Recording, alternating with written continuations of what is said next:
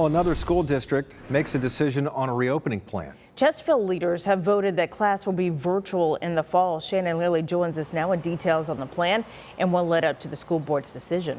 Shannon.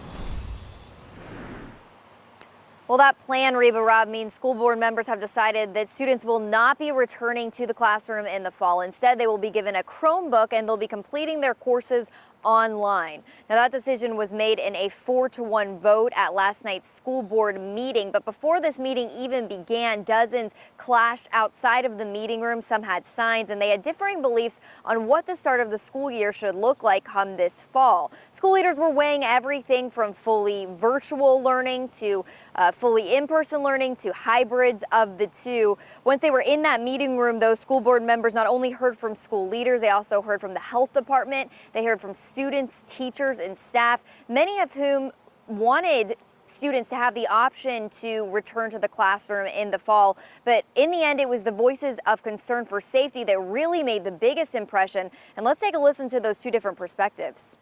I'm usually an AP honors student, but because of the online setting combined with my ADHD, it was a disaster.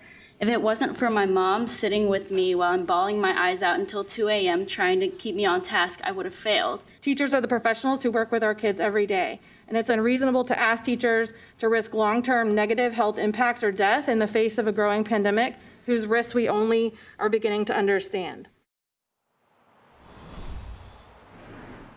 And the superintendent says students will be attending class like a normal schedule. They'll be graded for their work. They will be held accountable for their attendance.